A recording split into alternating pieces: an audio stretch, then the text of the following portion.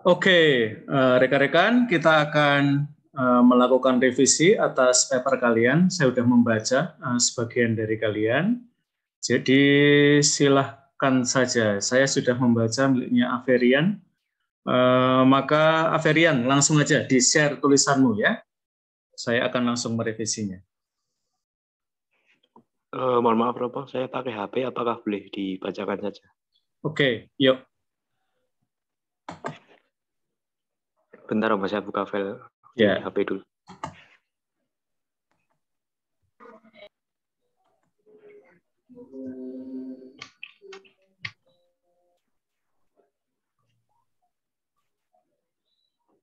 Oke, judulnya tempat kamu apa, Averian?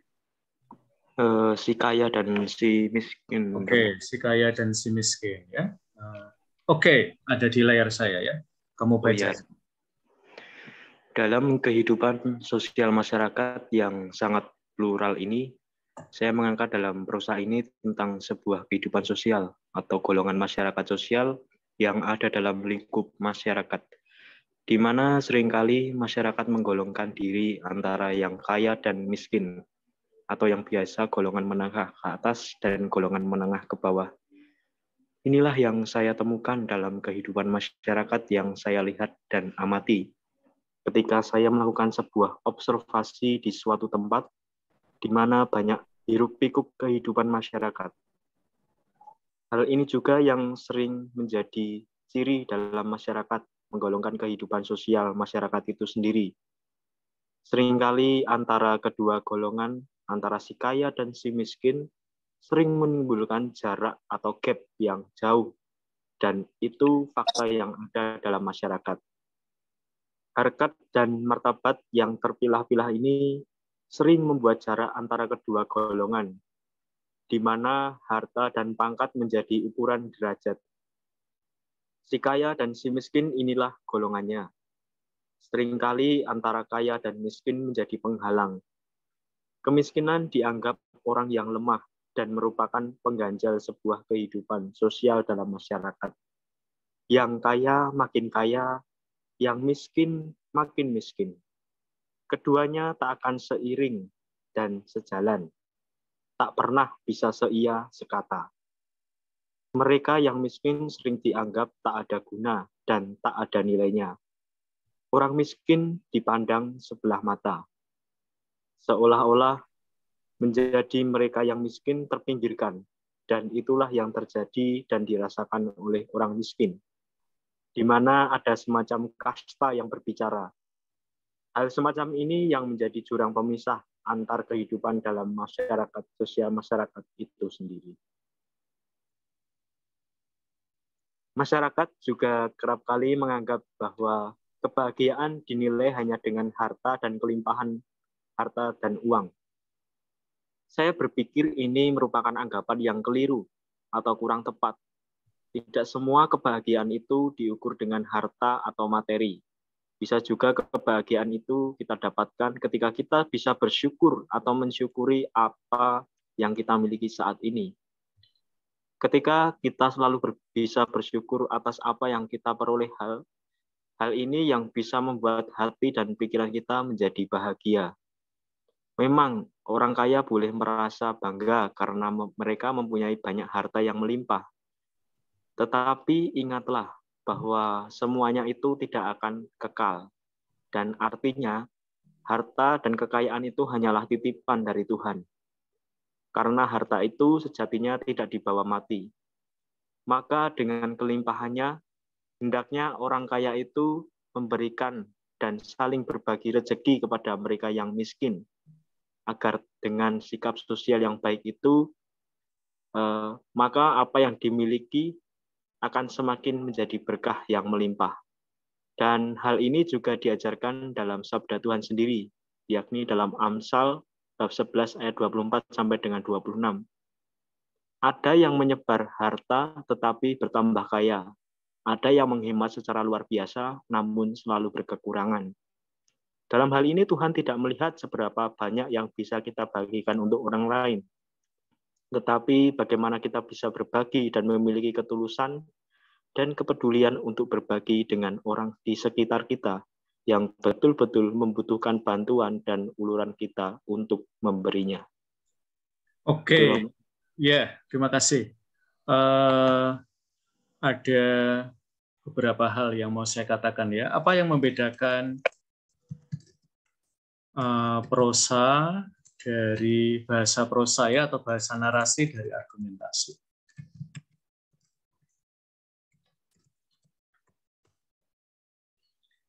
Berpikir naratif sendiri, saya kira bagi sebagian dari kalian masih menjadi persoalan ya.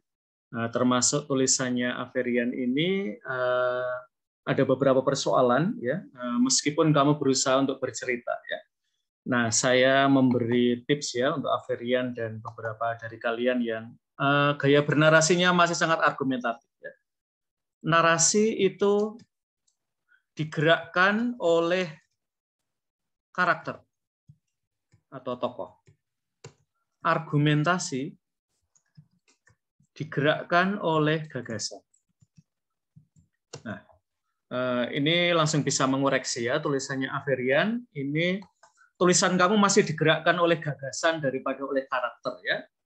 Jadi di antara orang yang kamu lihat ya di Malioboro atau di manapun kamu sekarang ini berada, daripada gagasan orang kaya dan orang miskin, kamu mengambil saja ya yang kamu lihat, orang miskin itu siapa, orang kaya itu siapa yang kamu temui ya.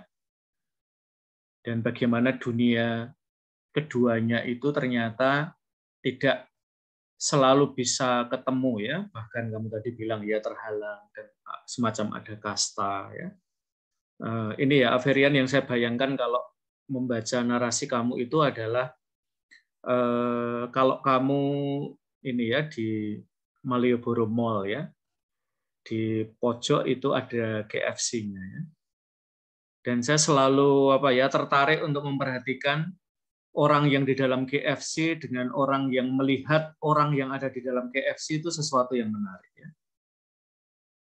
Dan itu mungkin alasan ya kaca KFC itu tidak digelapkan tetapi dibuat terang ya. Sehingga orang bisa melihat di dalam atau orang yang di dalam bisa melihat keluar ya. Sayangnya saya belum pernah ada di dalam. Apakah pandangan saya berbeda kalau saya melihat orang-orang yang ada di luar KFC itu yang melihat saya yang ada di situ. Tetapi itu saja adalah sebuah dunia yang buat saya sudah kontras ya.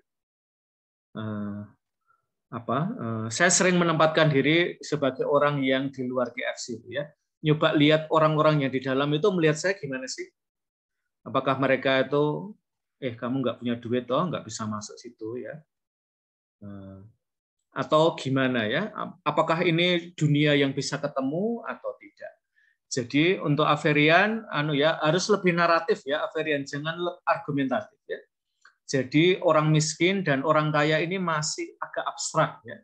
Jadi mereka harus diberi nama agar tidak abstrak ya. Dan coba kamu cari ya dari observasi partisipatoris kamu di mana kamu menemukan lokasi dua orang ini kelihatannya bahkan mungkin di satu tempat tapi sebenarnya mereka itu kontras tempatnya.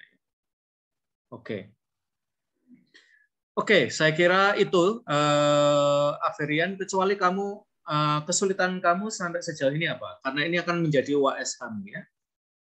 Maka nanti buat teman-teman yang sampai hari pengumpulan belum mengumpulkan apa-apa di LMS, silahkan kalian menulis di grup ya alasan kalian mengapa tidak mengumpulkan ya. Jadi saya tunggu sampai kelasnya berakhir ya. Jadi kalian harus membuat pengakuan di hadapan semua anggota grup ya, mengapa kalian tidak mengumpulkan. Oke, Averian, kamu punya pertanyaan?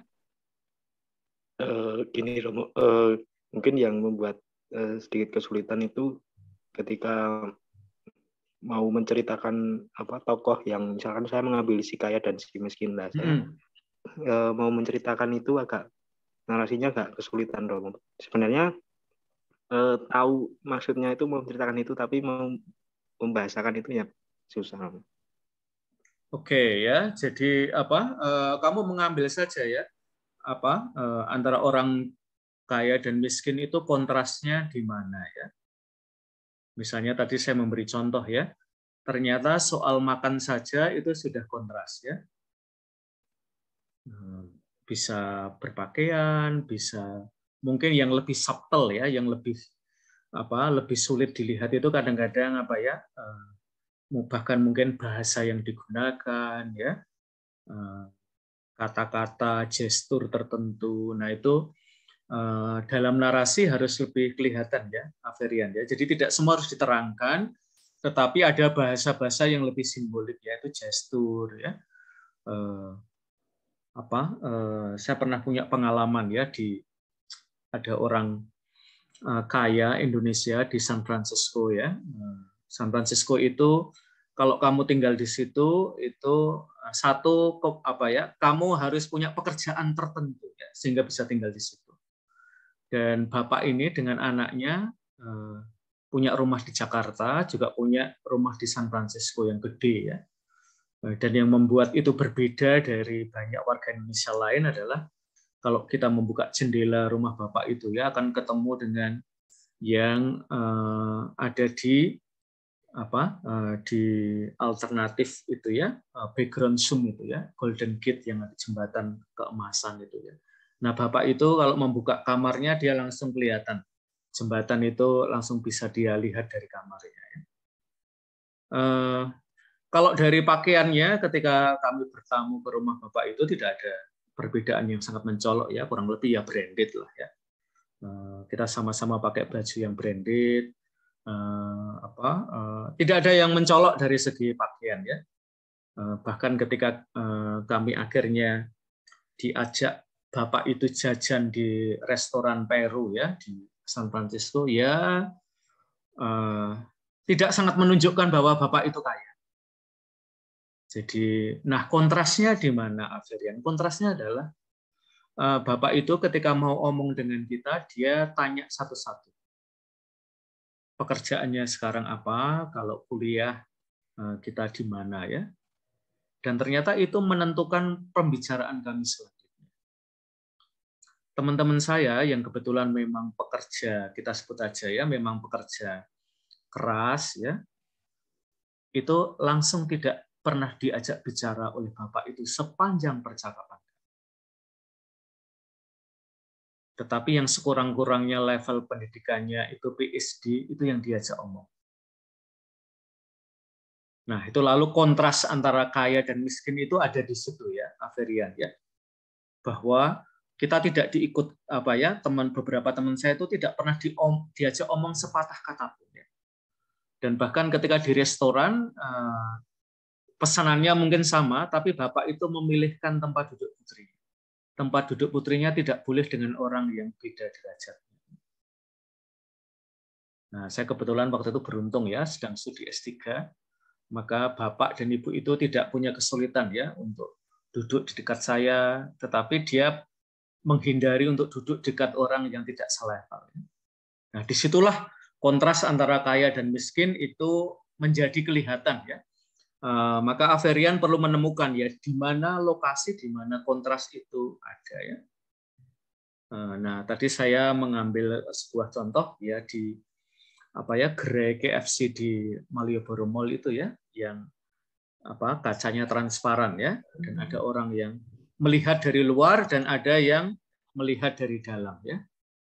Dan dunia mereka sebenarnya menurut saya tidak terlalu ketemu. Oke, begitu Averian? Oke, baik Romo, terima kasih Romo. Ya, oke. Sekarang saya ingin ngecek dulu dari teks yang sudah saya punya ya. Kalau kalian ada di ruang ini, silakan kalian. Saya baru mengambil beberapa ya.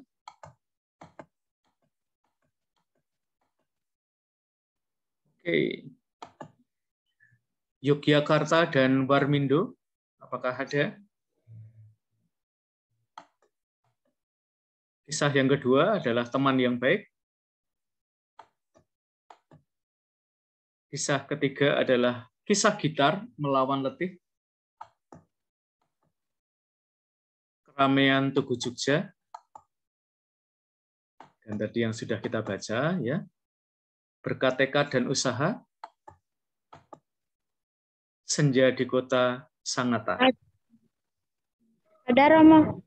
Siapa kamu? Berkat tekad dan usaha. Oke, berkat tekad dan usaha ya. Yuk, dibaca. Ini Romo apa? Bisa tolong share screen nggak? Soalnya lagi di luar. Oke, kamu belum lihat share screen saya? Bentar. Belum. Oke, sebentar.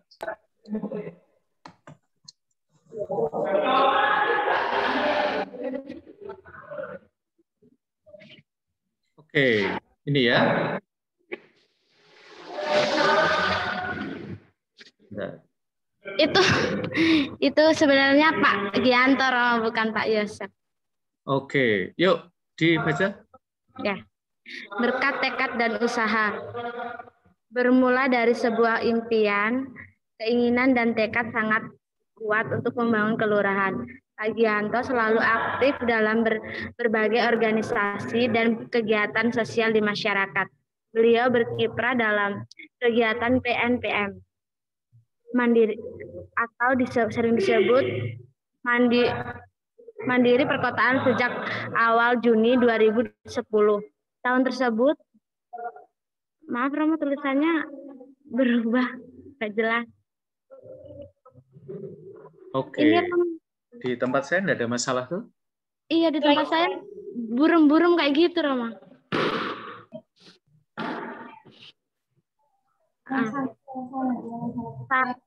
Tahun PNPM Mandiri Perkotaan masuk dalam Kelurahan Kedanton, Kecamatan Kayu Agung, Kabupaten Oki, Provinsi Sumsel. PNPM Mandiri Perkotaan waktu itu dikenal dengan P2KP yang merupakan program pemberdayaan dengan cara pendekatan yang dibandingkan dengan program yang lain. Rundown itu. Selama pelaksanaan kegiatan itu berjalan, masyarakat selalu terlibat dan dilibatkan. Berkat peran aktif beliau dalam masyarakat, awal tahun 2013, suami dari Ibu Titi yang dikaruniai 2 putra dan 2 putri dipercaya oleh masyarakat menjadi koordinator LKM. Seiringan seriang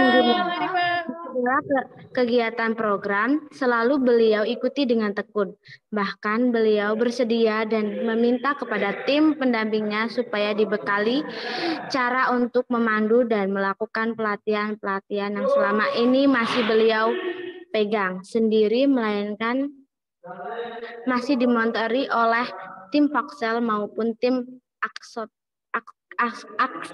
Askot CD Mandiri. Oke.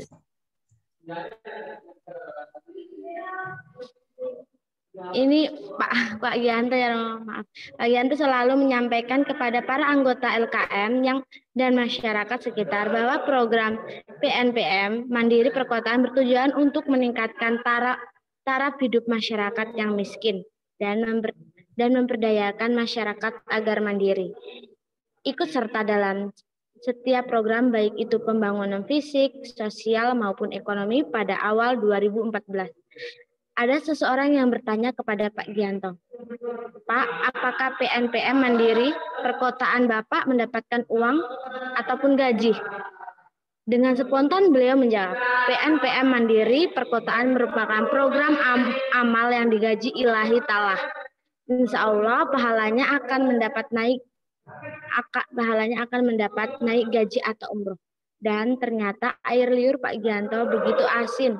Pada tahun berikutnya beliau benar-benar memperoleh umroh gratis dan pemerintah setempat karena dinilai sebagai tokoh masyarakat peduli lingkungan dan kaum miskin. Impian Gianto yang tidak mampu berumroh dengan biaya sendiri terjawab sudah. Dengan kerja yang ikhlas, keinginan yang kuat, transparan, niatkanlah dalam hati. Kita semua tidak akan pernah tahu apa yang terjadi pada hari ini, pada esok hari, karena Allah subhanallah Subhanahu wa Ta'ala yang menentukan semuanya. Kata Pak Gianto yang sering beliau ungkapkan dalam berbagai pertemuan. Begitu Romo. Oke, langsung aja ya. Tulisan kamu ini belum naratif ya. Yang saya pandang naratif itu hanya bagian yang ada dalam tanda kurung ya. Hal-hal lain itu masih agak informatif, agak berita begitu ya. Nah, narasi itu tidak harus sangat detail ya. Sampai ini ya, program PNPM itu seringkali bisa difiksikan ya bagian itu ya. Tidak harus ditampilkan sebagai fakta sebagaimana adanya, tetapi di dalam narasi seringkali ada bagian-bagian yang kita olah lagi ya. Misalnya dari kisah kamu ini bagian yang paling menarik gimananya? Menurut saya itu lebih ke ini, apa namanya? Ke dia bagaimana usahanya dia gitu, Romo. Jadi kayak kita itu menarik gitu dari kisah dia. Oke ya. Jadi misalnya ya, menurut saya yang menarik adalah dalam tanda kurung ya, PNPM mandiri perkotaan, dan itu aja sebenarnya tidak harus dikatakan sedetail itu ya. Jadi kisah orang nyata itu bisa difiksionalisasikan ya, sehingga bisa jadi kisahnya itu tidak harus terjadi di Sumatera Selatan, tetapi di sebuah kota yang juga tidak harus real ya, bisa fiksional ya, di sebuah pindah ke Jogja juga tidak apa-apa. Yang penting adalah kisah utamanya apa. Nah, misalnya di sini menurut saya yang paling menarik ya dari semua kalimat kamu adalah ini program amal yang digaji lillahi ta'ala.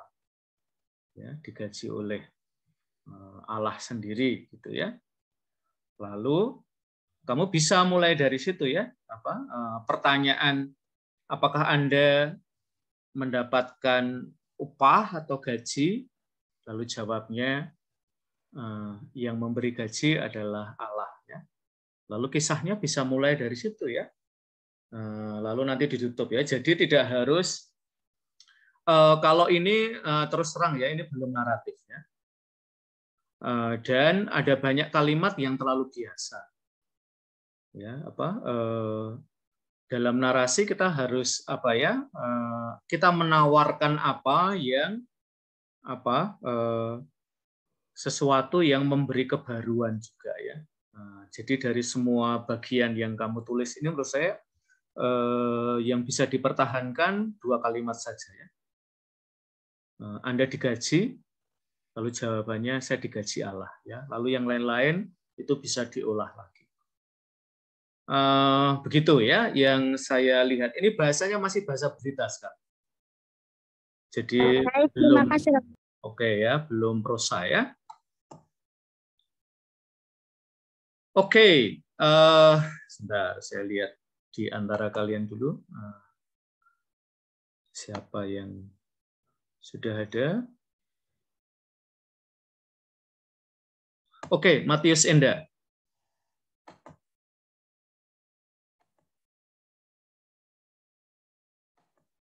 Silahkan, Matius Enda.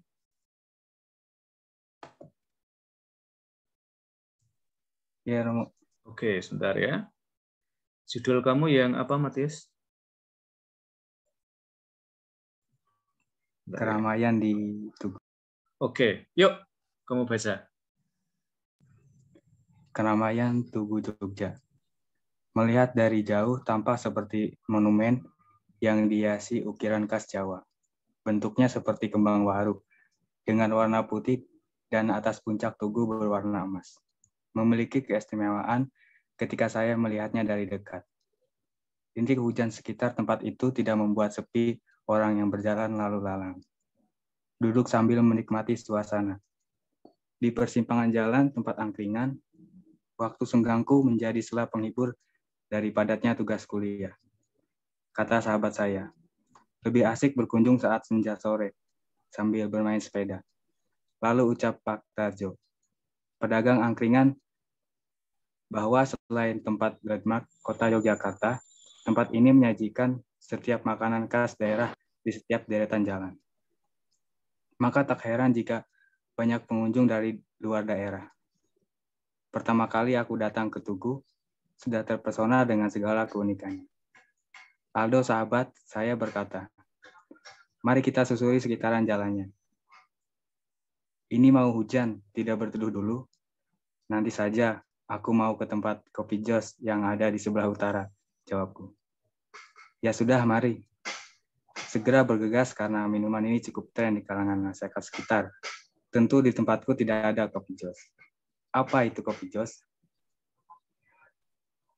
Masa kamu tidak tahu? Kopi jos itu minuman kopi yang disajikan bersama arang panas, jawab Aldo. Untuk menutupi rasa penasaranku, mari kita coba. Sampailah di tempat penjual kopi jos yang ada kurang lebih 200 m dari Tugu. Saat aku mencobanya, rasanya gurih, tapi arang itu membuat rasanya semakin unik.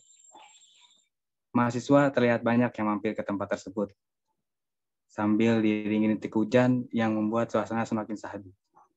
Menjelang hari gelap, lampu sepanjang jalan menyala dan menambah keindahan. Terlebih pusat Tugu yang dikelilingi cahaya lampu, rasanya seperti di tempat karnaval. Mereka yang memiliki pasangan tentu sangat nyaman di tempat ini, sambil tersenyum melihat sekitar. Mulai menghayal lagi. Tapi tidak apa, bersama sahabat juga lebih asik menurutku. Tapi sempat heran juga kenapa menjelang malam tempatnya semakin ramai. Apa mungkin karena waktu malam menjadi hitam bagi orang-orang untuk melepas penat? Sambil tersenyum dan kami berangkat pulang. Oke, menurut saya kekuatan dari tulisan Matius Enda adalah ini ya. Kamu melihat pentingnya latar ya. Di dalam narasi latar itu penting. Kamu melihat pertama dari jauh, lalu kemudian mendekat dan berada di situ ya. Dan itu apa ya? Jogja atau monumen Jogja menjadi lebih apa ya? Bukan sesuatu yang kita lihat hanya sebagai pengamat ya. Lama-lama pengalaman kamu ketemu apa ya dengan maka nanti misalnya salah satu tawaran saya adalah tentang kopi jos itu sudah banyak diomongkan orang ya. Tetapi mungkin pemaknaan terhadap kopi yang ada arangnya itu ya buat kamu apa? Jadi tidak usah diceritakan secara sangat detail apa ya tentang masa nggak tahu kopi jos dan macam-macam gitu ya. Tetapi pengalaman kamu menyeruput kopi jos itu apa gitu ya, sehingga pada akhir narasi kamu kan mengatakan ya, salah satu kalimat yang kata yang saya suka dari kamu adalah ini ya, menjelang hari gelap, lampu sepanjang jalan menyala dan menambah keindahan. Terlebih pusat Tugu yang dikelilingi cahaya lampu, rasanya seperti di tempat karnaval. Ini kalimat yang jarang saya baca ya, karnaval ya. Jadi kamu bisa membawa kita pada imajinasi sebuah karnaval. Dan di situ kamu membuat kalimat juga ya. Mereka yang memiliki pasangan tentu sangat nyaman di situ. Tapi nggak bersama pasangan, bersama sahabat aja juga asik juga gitu ya. Nah, dua kalimat terakhir ini apakah bisa kamu ambil dari sesuatu yang kamu refleksikan tentang minum kopi manis dengan arang? Kalau ada itu bagus sih ya. Itu buat saya PR kamu untuk Matius Enda ya. Jadi tentang kopi jos sendiri lebih ke apa ya? Pemaknaannya buat kamu sebagai peminum kopi itu apa ya? Ya, hidup itu kan kurang lebih ya secara ini kan ya hidup itu ada manis tapi ada arangnya. Nah, arangnya itu mau kamu maknai apa ya di dalam narasi kamu. Buat saya itu, Enda. Apakah kamu ada catatan? Iya Romo, mungkin tadi terlalu detail soal kopi josnya dan mungkin saya kurang pemaknaan tadi ya Romo, yang lebih apa sih maksud dari kopi yang dikasih arang dan yang lainnya mungkin. Ya, sehingga kamu bisa memberi makna baru ya terhadap ya faktanya adalah kopi dengan arang ya. kopi yang manis banget dengan arang, tapi itu apa ya buat kamu sebagai seorang narator ya di dalam kisah ini ya, yang nanti harus kamu hubungkan dengan kamu banyak bicara tentang cahaya, tentang keindahan, pacar, sahabat. Nah, ini ketemunya di mana ya, Matius ya? Nah, dan mungkin salah satu kata kuncinya adalah ada di dalam simbolisasi kopi jos itu sendiri ya. Nah, itu harus kamu temukan dan mungkin kamu ramu juga ya, karena mungkin orang yang minum di situ tidak selalu punya pemaknaan seperti kamu, tapi siapa tahu ya, dengan kamu memaknainya seperti itu, lalu, oh iya ya, ternyata begitu ya. Itu alasan mengapa orang mau berlama-lama di tempat itu ya. Kan kalau kita hitung-hitung secara higienis kan ngapain di situ ya. Maka kan orang berada di kopi jos ya jangan dilihat soal higienis atau tidak, tetapi ada sesuatu yang lebih simbolik yang ada di situ yang perlu kamu cari ya di dalam kopi manis dan arang itu ada apa.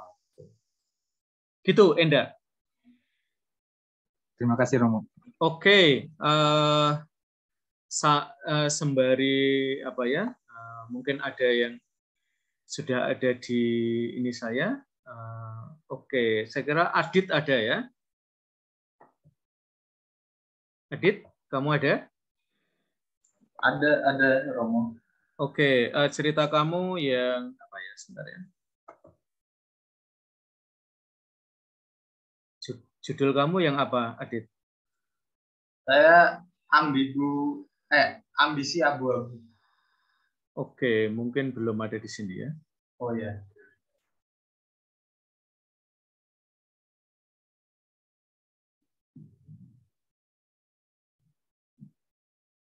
Oke, selain yang ada di sini, sekarang kalian free ya untuk mengkonsultasikan narasi kalian. Jadi kalian langsung saja, siapa yang mau berbagi narasi kalian? Kalian langsung aja. Saya Romo. Yuk, langsung aja di-share, Suster. Oh, maaf Romo, saya nggak bisa share screen ini. Laptopnya agak rewel kalau share screen. Oke, ya sudah, dibaca aja, Suster. Baik, Romo. Judulnya Luka Menik. Menik mengusap lengannya yang lebam karena dipukuli Yanto, suaminya. Lengannya yang kurus, keriput, dan nampak tak bertenaga itu masih terasa nyeri, meski Menik sudah meminyakinya semalam. Tapi sebenarnya sakit di lengannya itu tak seberapa. Hatinya jauh lebih sakit. Di tengah segala kesakitannya, ia harus berangkat kerja. Menik mengayuh sepedanya perlahan menuju tempat kerjanya, sebuah kediaman mewah tak jauh dari rumahnya. Di sana ia bekerja sebagai pembantu rumah tangga setiap harinya. Walau pekerjaannya cukup menguras tenaga, tapi setidaknya selama jam kerja, ia bisa menghela nafas dan tidak menerima bau mentah suaminya. Kenapa ibu tidak minta cerai saja? Tanya anak sulung Menik suatu hari. Pertanyaan itu dijawabnya dengan senyum tipis dan air mata tertahan di sudut mata Menik. Andai pernikahan itu bisa diceraikan dengan mudah, pastilah sudah sejak lama Menik meninggalkan Yanto. Sayangnya pernikahan tidak sesederhana itu. Kelak kamu akan mengerti kenapa ibu bertahan, nak. Kayuhan sepeda Menik semakin perlahan dan akhirnya berhenti di depan gerbang rumah Nyonya Broto, majikannya. Ia segera memasuki rumah mewah itu dan menuju ke dapur untuk mengerjakan tugas-tugasnya. Sampainya di dapur, ia memakai celemek dan membuat tanda salib untuk memulai pekerjaannya hari itu. Sudah, Romo. Oke, ada alasan tertentu, Suster mengangkat tema ini? Jadi, saya mau mengangkat, kan pernikahan Katolik itu tidak terceraikan, Romo. Nah, tetapi kadang-kadang ada pernikahan-pernikahan yang sebenarnya sulit untuk dijalani gitu, karena KDRT, karena ada permasalahan-permasalahan yang ya rumit gitu. Nah, tetapi ini sosok Menik ini kan dikasari, mengalami kekerasan dalam rumah tangga dari suaminya. Dia memilih bertahan karena imannya itu. Jadi di terakhir saya menggambarkan imannya dengan membuat tanda salib itu. Jadi kayak ada plot twist gitu. Dan tapi kesulitan saya tuh kayak ini ngembanginnya bagaimana ya gitu loh. Jadi kayak apakah saya mau perdalam di saat dia bergulat untuk mempertahankan pernikahan, apalagi dia sudah punya anak gitu Romo. Saya bingungnya di situ sih Romo. Oke, jadi memang ini kasus yang dilematis ya, Suster. Maka sebagai narasi itu menarik ya. Lalu Suster akan menawarkan apa ya di tengah dilema itu. Misalnya kalau nanti teman-teman membaca apa ya, menonton movie Doubt ya tentang keraguan itu ya. Film ini bagi kita yang nonton, mungkin pertanyaan pentingnya adalah, jadi Romonya itu melakukan pelecehan seksual pada anak negro itu tidak sih? Karena kelihatannya diskusinya dengan suster itu ramainya di situ ya. Padahal buat orang yang membuat film itu sebenarnya sebuah kado ya untuk suster yang dia dulu pernah sekolah di situ. Dan itu mengesan banget ya.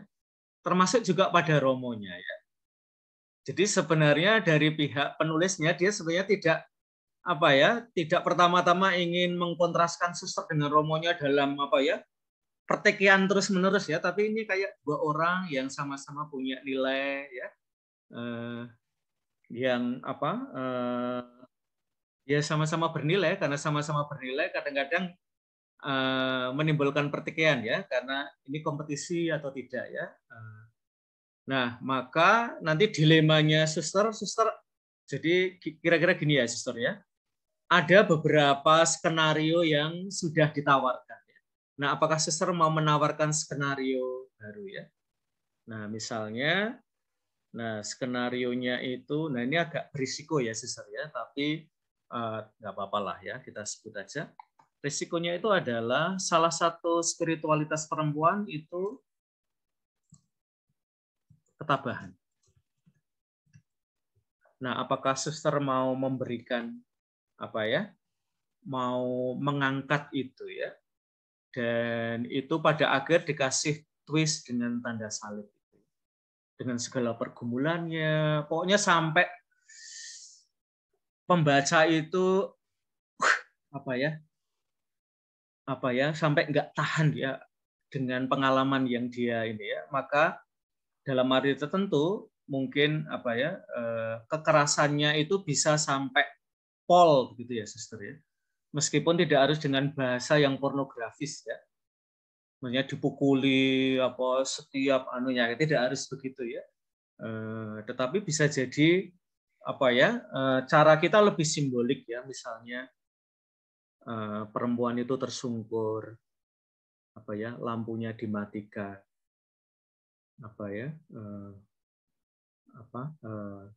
hanya terdengar rintih ya.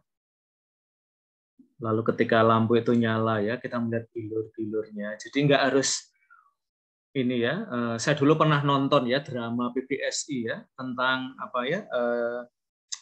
tentang Clara, tulisannya Sino Gumiro Aji Dharma ya. Oleh mahasiswa PBSI itu perkosaannya itu malah dilama-lamain ya. Buat saya that's not the point. Tidak harus dieksplorasi sampai dieksploitasi seperti itu. Jadi malah itunya yang dipanjangin ya. Padahal saya tuh nonton paling depan ya. Ya buat saya enggak pas saja ya.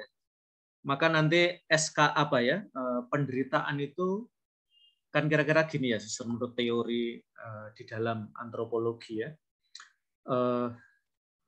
Penderitaan itu paling sering bisa kita jumpai pada tubuh perempuan ya. Tubuh yang terluka, berdarah dan kayak gitu. Aksi pelakunya sendiri tidak harus ditonjolkan ya, tapi mungkin hasil akhirnya. Jadi Nah itu suster yang berimajinasi ya. Karena saya kira imajinasi perempuan jauh lebih baik dalam hal ini ya. Terlukai itu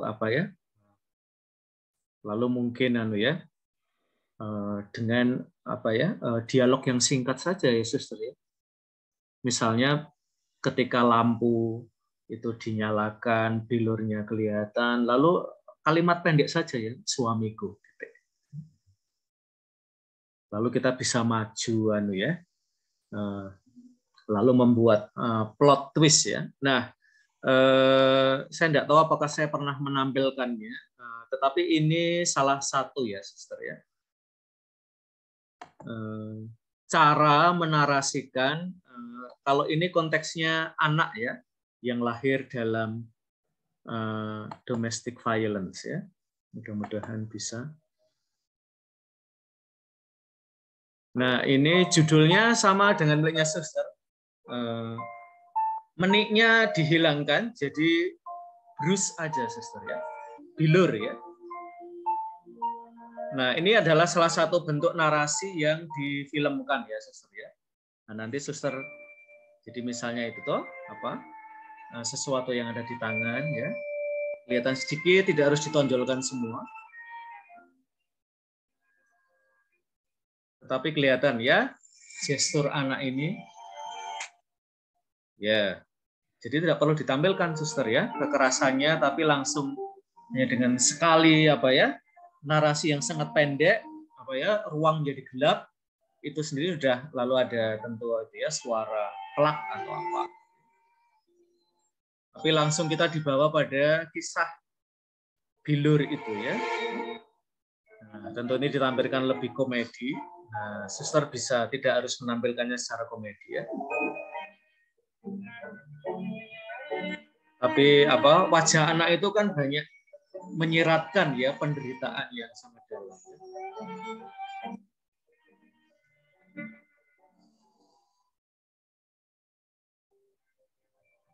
Nah, ini yang sering terjadi juga dalam kasus-kasus kekerasan rumah tangga, itu perempuannya biasanya mengenakan pakaian panjang ya, Suster ya, untuk tidak menunjukkan bahwa dia adalah korban. Sebenarnya gesturnya kelihatan bahwa perempuan ini menjadi korban kekerasan domestik.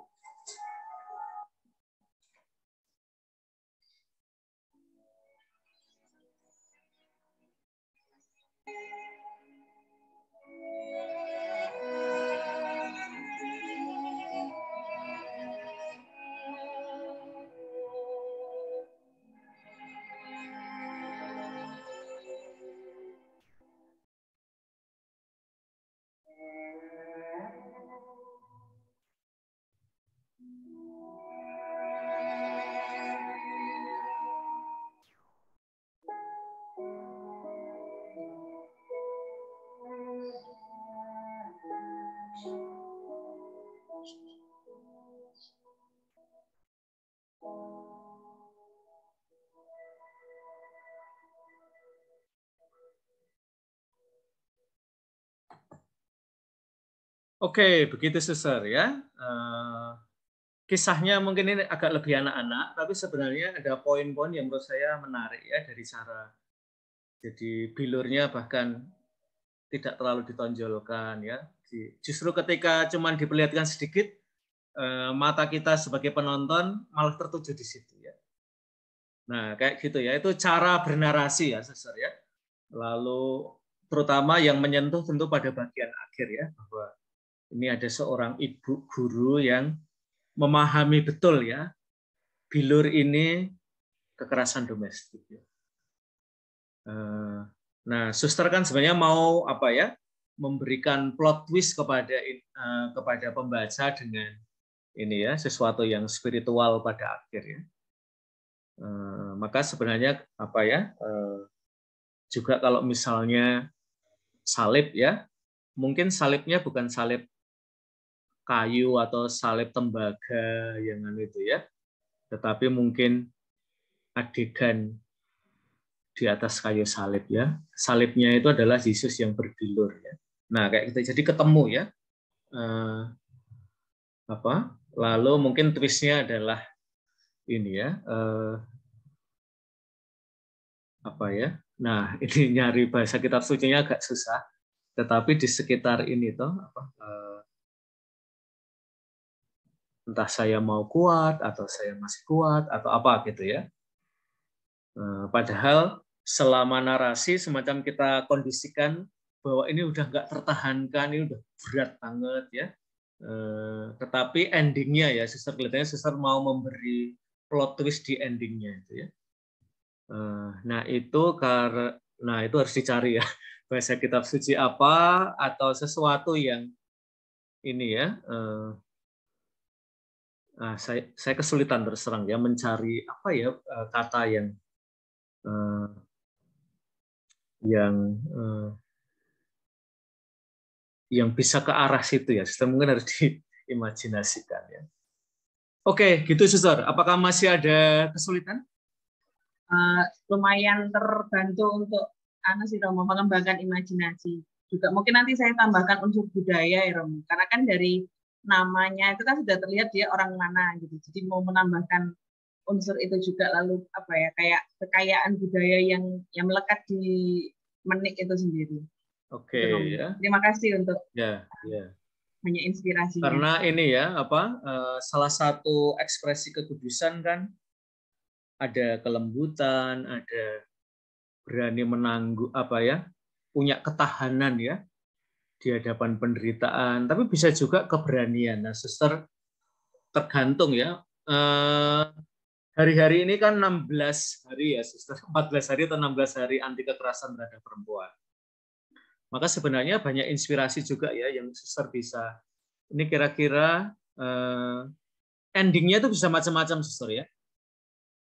Apakah, nah ini kalau aktivis ya, ini versi aktivis Suster ending. Saya harus melawan misalnya. Itu juga bisa sesuatu ya. Nah nanti Suster tergantung ya.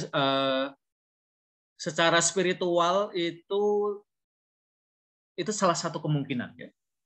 Nah Suster mau menekankan apa ya di tengah berani speak up ya kan ini ya kasus pelecehan seksual di kampus, ya di gereja, di rumah. Ini Suster mau insert kepada audiens ya. Kayaknya misalnya ya kalau kata bertahan kayak gitu mungkin udah terlalu sering, mungkin kita perlu menawarkan kata lain yang juga inspiratif gitu. Nah, kata itu ya harus dicari ya, Suster lebih pengen kemana begitu ya. Nah, istimewanya ya memang seorang narator itu cara melawan misalnya kekerasan domestik itu bisa macam-macam gitu ya. Dan mengatakan saya harus melawan itu salah satu ya. Kadang-kadang seorang narator bisa memilih kata yang lain. Oke, begitu Suster. Mudah-mudahan. Ya, Romo. Terima kasih Romo. Yuk, siapa lagi yang mau mengkonsultasikan papernya? Aku, Romo. Oke, silakan. Ini Mbak Selviana yang jalan-jalan ke Malioboro ya waktu kita ada kelas observasi. Yuk, mau dibaca atau di share screen? Aku baca aja, soalnya aku pakai HP. Oke, ya, silakan.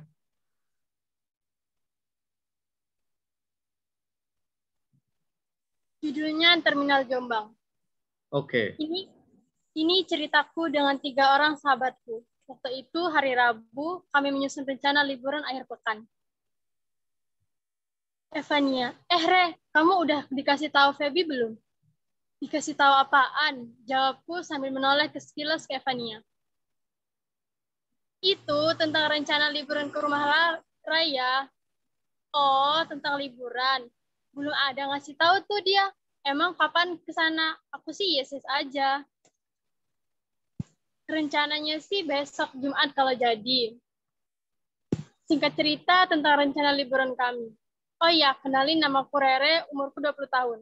Aku seumuran dengan Feby, sedangkan Evania 1 tahun lebih muda, dan Raya 1 tahun lebih tua dari aku dan Feby.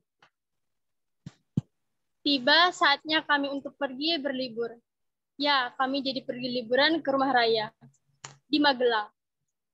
Sesuai dengan rencana awal, waktu itu hari Jumat, aku, Evania, dan Feby berangkat dari Jogja naik Trans menuju Terminal Jombang. Jujur ini pengalaman pertamaku berpergian menggunakan Trans Jogja. Sebelumnya aku sering menggunakan ojek online, dan lain sebagainya untuk melakukan perjalanan. Perjalanan kami sekitar 20 menit untuk sampai ke Terminal Jombang.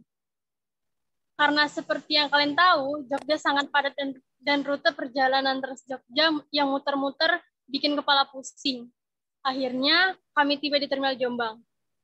Dan kami kebingungan dong sampai Terminal Jombang harus naik bis yang mana, karena di sana sangat banyak bisnya. Mencari bis menuju Magelang itu ternyata sangat sulit. Kami bertanya-tanya kepada supir bis yang ada di sana. Akhirnya kami mendapatkan bis yang menuju ke Magelang. Feby melonjak kegirangan. Duh, akhirnya dapat bis juga. Lega, ucapku. Aku tergesa-gesa naik bis dan memilih kursi paling depan. Karena jujur, aku anaknya paling gak bisa naik bis.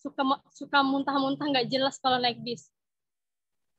Sepanjang perjalanan, aku melihat ke kiri dan ke kanan, berharap ongkos bisnya nggak mahal. Karena penumpang yang ada di dalam bis hanya ada sekitar 8-10 orang. Bis yang kami tumpangi jurusan Jogja Temple.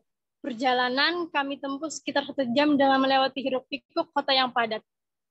Di luar jendela terdengar gemercik air langit yang turun kian deras menyiram kota Magelang. Kami tiba di tempat tujuan, namun baru kotanya belum dengar rumah raya.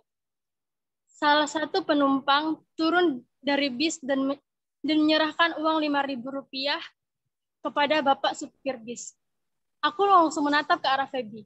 Dengan tatapan kaget, kalian bayangin aja tuh, Jogja sampai Magelang cuma 5.000. Menurut kalian itu murah atau mahal? Kalau menurut aku itu murah, karena dari Jogja sampai Magelang itu jaraknya cukup jauh. Feby langsung membuka HP dan ngechat aku di WhatsApp. Bentar lagi nyampe. Dengan sigap, Rere berkata, yes, jawabnya sambil senyum. Kalau kalian nyari Evania, tuh dia duduk santai sambil dengerin lagu dan ngabain kami yang lain. Nah, akhirnya kami sampai nih di rumah Rere, di rumah raya.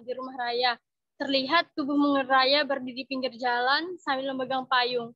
Ya, payungnya ukurannya jauh lebih besar dari tubuh yang mungil. Saat kami mau turun, Feby memberikan uang 50.000 ke bapak supir bis. Untuk membayar ongkos kami bertiga. Kalian tahu, ternyata membayar ongkos kami berbeda dari penumpang yang turun sebelumnya. Kami dihitung masing-masing bayar 10.000. Betapa kagetnya kami atas ongkos yang harus kami bayar, dengan nominal 30.000 untuk 3 orang.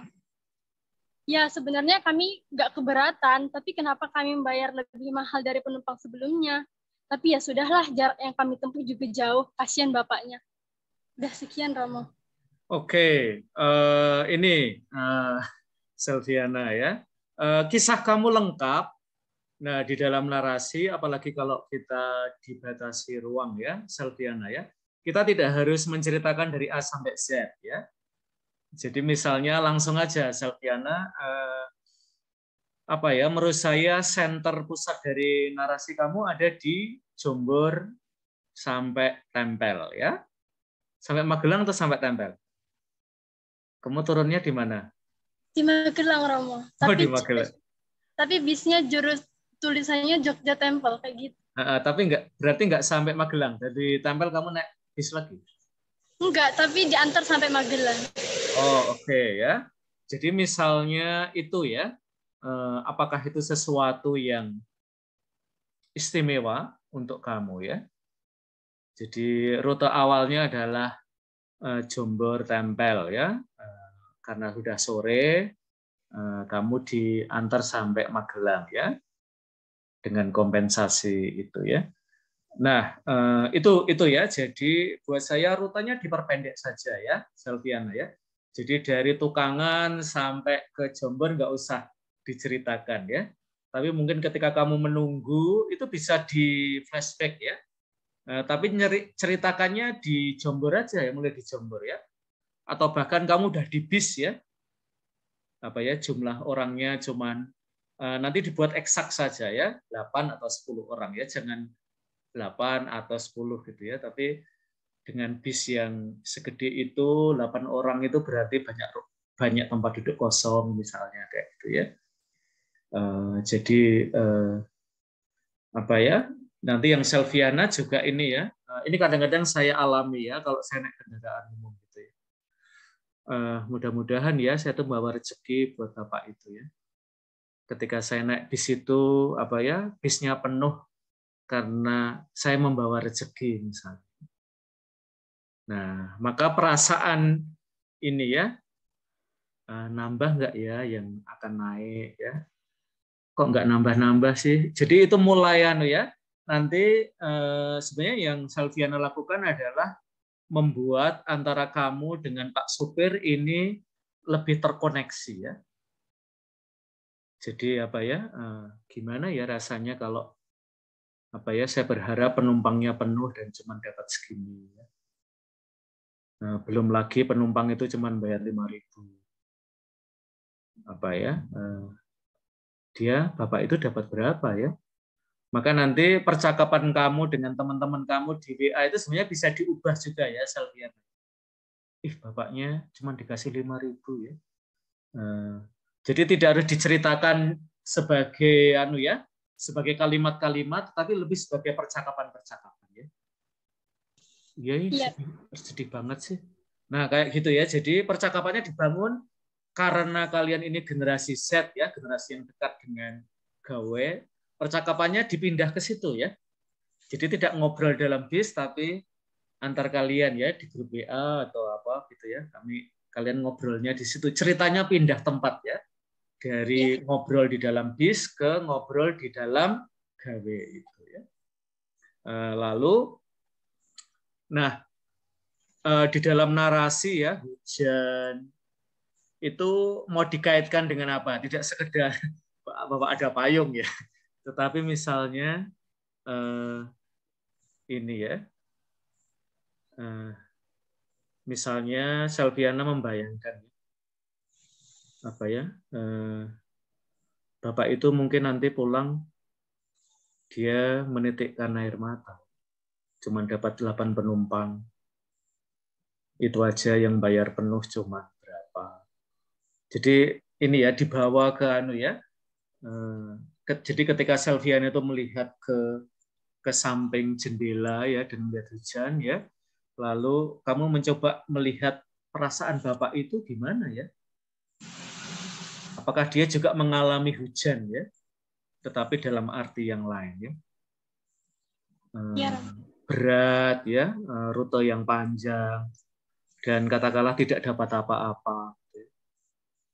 Nah, itu Selviana bisa mengimajinasikan ya. Jadi kisahnya agak di cropping ya, Selviana ya, dipotong-potong saja ya. Lalu apa ya? Lalu arti kamu apa ya diminta membayar 30.000 atau apa itu lalu punya arti ya. Jadi refleksi kamu meskipun kok kami 10.000 sih padahal orang tadi 5.000 ya. Itu kamu ubah ya apa endingnya itu ya. 5.000 ekstra dari kami dengan mengantar itu mungkin punya arti ya untuk Bapak. Ya, mungkin lebih punya arti daripada kalian ya. Karena kalian kan punya 50.000 ya. Sementara Bapak itu kan mengumpulkan dari ribuan. Nah, kayak gitu ya Selviana dari segi lokasi diperpendek saja. Itu akan lebih fokus ya. Bahwa antara Jombor dan Tempel sampai Magelang itu ada banyak kisah ya. Dan ini sebenarnya yang saya minta dari kalian ketika saya minta untuk keluar ya dari kamar kalian, dari depan laptop kalian di Jogja ini ada banyak cerita. Dan sebagian itu belum diceritakan. Dan karena ini narasi realitas ya, maka kita diundang untuk mengajak pembaca ke tempat yang mereka kemungkinan belum ke situ ya. Mungkin yang naik bis dari Jombor ke Tempel bahkan sampai Magelang itu tidak sedikit setiap hari. Tetapi Selviana milih ya Memang itu yang terjadi kalau sore-sore ya, tambah sepi. Nah, justru itu ya, Selviana itu yang kamu ini ya. Ini apa ya, bis terakhir. Setelah ini dia akan pulang. Dan ternyata bisnya itu cuma isi 8 orang. Jadi kamu sudah membawa pembaca pada suasana sedih banget sih, ya. Dan kalian bisa ya dari kontras awalnya ketawa-ketawa, ya, update kegiatan kalian, lama-lama kalian tidak serame pada awal kalian masuk bis ya. Karena kalian mulai melihat pada Pak supir itu. Ketika penumpang mulai satu-satu turun ya, dan tinggal kalian bertiga, dan tidak tambah penumpang lagi ya. Jadi betul-betul kalian membawa pada suasana, Bapak ini nanti bawa uang berapa ya pulang ke rumah. Sementara kalian mengeluarkan uang 50.000 itu ya. Uang yang Bapak itu nggak dapat dengan 8 penumpang itu misalnya. Nah, itu kan lalu kontras ya, Selviana, ya, membangun kontras ya. Narasi itu baiknya selain membangun similarity ya. Similarity-nya dalam kisah di dalam bis tadi adalah perasaan kalian lama-lama menjadi empati ya pada Bapak itu. Cuman bayar 5.000 ya. Dalam batin ya, lalu kalian chat satu sama lain. Tadi cuman bayar 5.000, dikit banget ya. Bapaknya dapat berapa itu? Ya, nah kayak gitu ya, Selviana ya. Jadi suasana dengan dengan Bapak itu perlu dibangun agar nanti kamu bisa membangun suasana dengan pembaca kamu. Ya, Ya, Rama, siap. Oke. Jadi ketika orang nanti naik bis setelah membaca cerita kamu jadi mikir gitu, oh iya ya. Dia akan coba memperhatikan juga ya. Bahwa ya inilah apa ya, apalagi kalau kamu nanti Selviana bisa mendeskripsikan ya. Saya pernah naik bis-bis tua juga ya dari Tempel ke Jombor ya. Bis yang nggak bisa cepat lagi ya. Semacam bis seperti orang tua ya. Seperti orang yang udah lanjut usia ya. Kalau digas ya, suaranya kayak serak sekali ya. Jadi, nah kayak gitu ya, itu bisa membangun narasi ya, Selviana ya. Nah, silahkan kamu sempurnakan ya. Ya, makasih Rama. Oke, rekan-rekan, saya kira kita cukup hari ini untuk pertemuan kita. Buat kalian yang belum saya revisi ya, kalian masih bisa mempergunakan forum di grup ya untuk tanya-tanya ya, apa yang kalian mau dikoreksi di bagian mana dari ceritamu, apa yang kalian anggap masih kurang ya.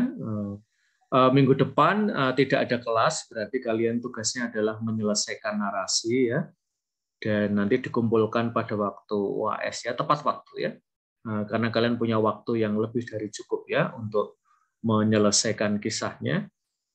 Jadi pastikan kalian yakin ya bahwa narasi yang kalian berikan memang dalam bentuk prosa ya, dan tentang prosa, saya sudah memberikan 2 buku kepada kalian, itu contoh-contoh cerita pendek ya.